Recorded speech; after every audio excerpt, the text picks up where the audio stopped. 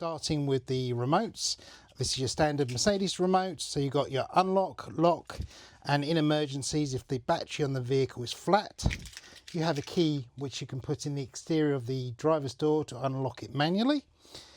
We also have the passenger door remote.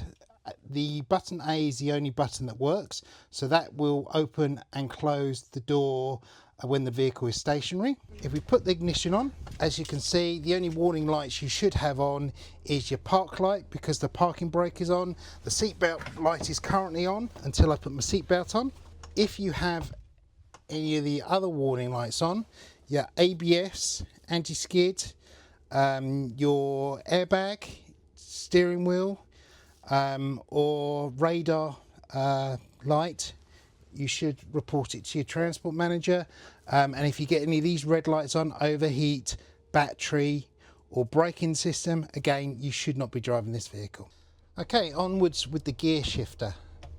That goes into drive, and if you look down here, it will tell you you're in drive down here, or you push it upwards into reverse, and again you've got reverse there, and you'll see the reverse camera on with your yellow lines to show you distance to anything behind you. You also hear the buzzer going off.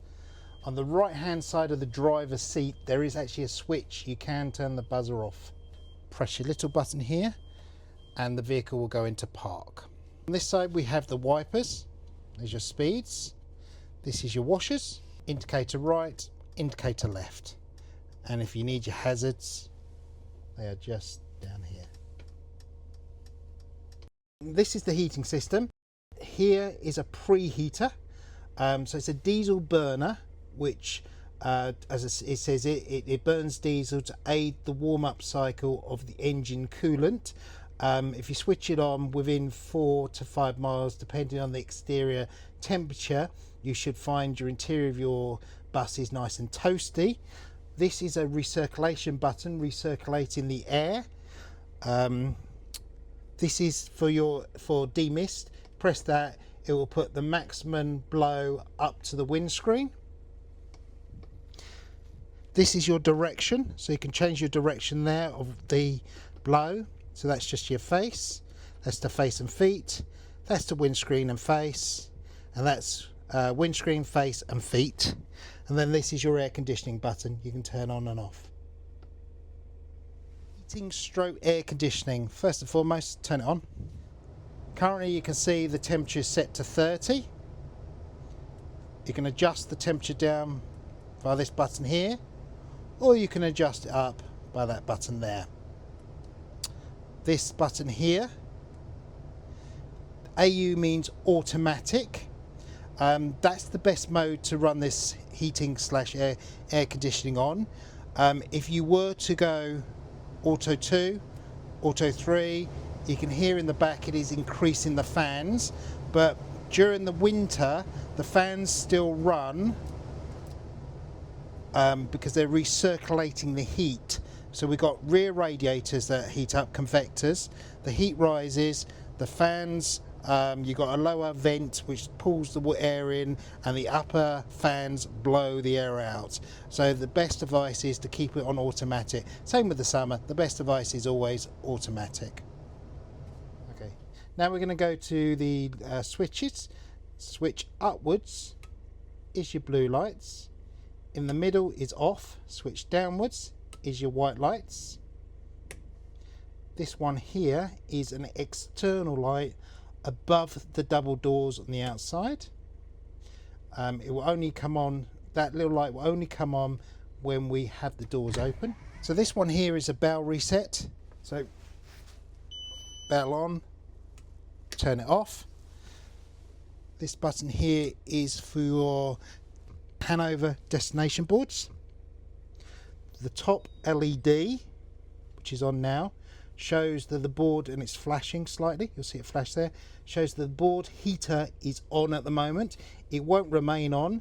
After a period of time it switches itself off, but the bottom light shows that the destination boards are working.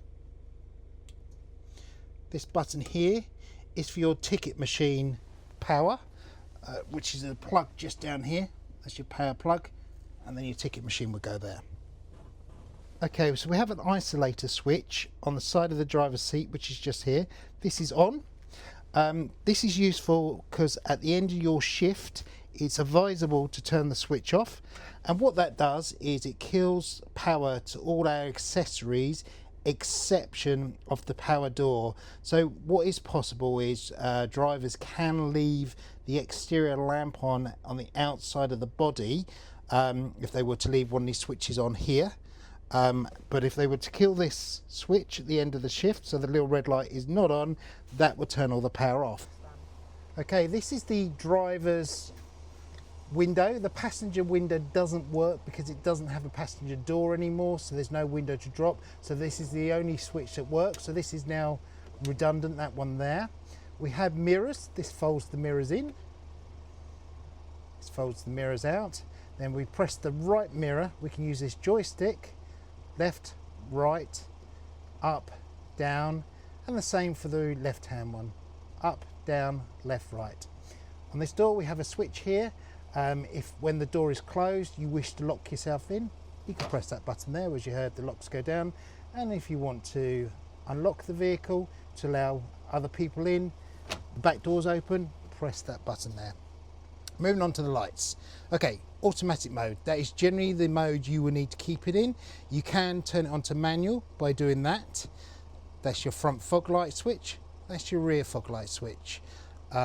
This is the dimmer for your dash, and this is your electronic headlight leveler. So as you can see, that brings it down, that brings the headlights down, and that takes the headlights up, popping it back to auto. So we have stop buttons all the way along the left and the right, here, here, here, here, and one last one here.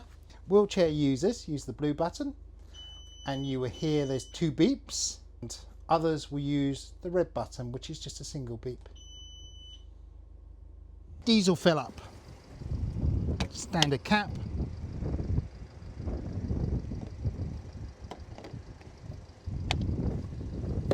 This is your ramp. It folds out like this, manual ramp.